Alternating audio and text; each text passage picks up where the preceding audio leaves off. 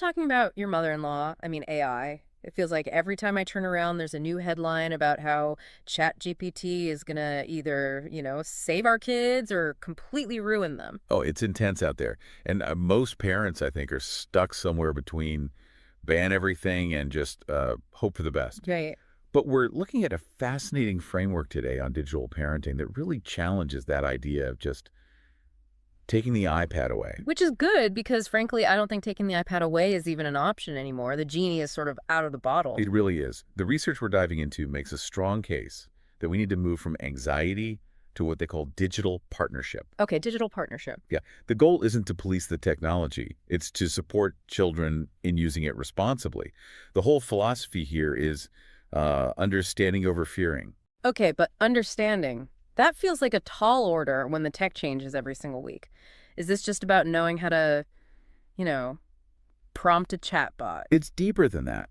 This is about a new digital literacy. A new digital literacy. Think about it. If a child can't tell the difference between a human and a bot, or doesn't get that an answer was generated by, like, probability instead of fact, Yeah. they're basically illiterate in the modern world. Wow. It's becoming as basic as looking both ways before crossing the street. That's actually kind of terrifying. I mean, I talk to my smart speaker, but I know it's a speaker. Do kids really struggle with that distinction? More than you'd think. Yeah. And that's because the integration is so subtle. Parents usually look for the big things, their kid cheating on homework with ChatGPT. Of course. But this research points out that AI is deciding what cartoon plays next on the streaming service.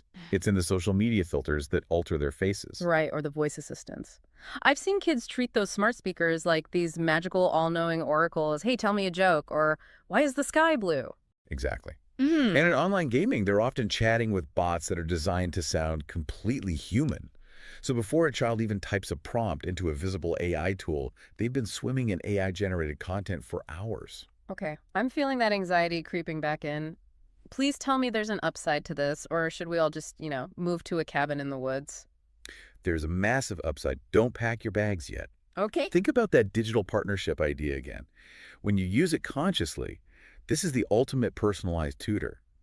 I mean, in a classroom of 30 kids, a teacher can't adapt to every single one. No way. AI can slow down or speed up instantly based on the child. That makes a lot of sense. And I guess for things like language practice, it's amazing. A robot never gets tired, and more importantly, it never judges your bad accent. That lack of judgment is huge for confidence. Yeah. It answers curiosity questions instantly. It can boost creativity instead of stifling it. It's a tool for expansion.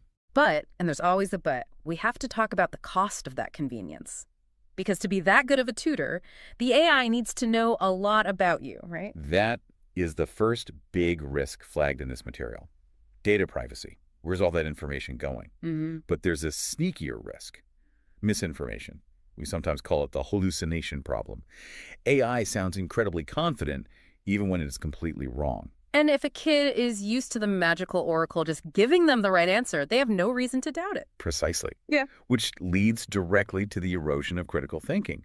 If the machine always has the answer, why learn how to search for it yourself? Why struggle through the logic? So we're raising a generation that gets answers instantly but doesn't know how to check if they're true? That sounds like a disaster for democracy, let alone homework.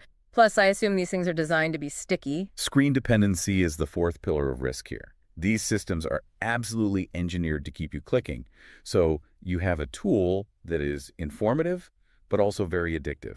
Great. So we've got a super smart, addictive, potentially lying robot tutor. What does the toolkit say we actually do? Because ban it just doesn't work. The toolkit is surprisingly practical. Step 1, encourage open dialogue. Talk about it. Just talk about it. Don't make AI a taboo subject because then they'll just use it in secret. So you mean talk about the hallucinations? Yes. And do it together. This is my favorite point from the research. Don't just let them use AI alone. Sit down and use it with them. Oh, interesting. Let's ask the bot for a story and see if it makes any sense. Make it a shared activity so you can spot the errors together. That shifts the dynamic completely. You aren't the police, you're more like the co-pilot. Exactly. You still set healthy boundaries. Limits definitely still matter. And you absolutely need to be the gatekeeper of their privacy.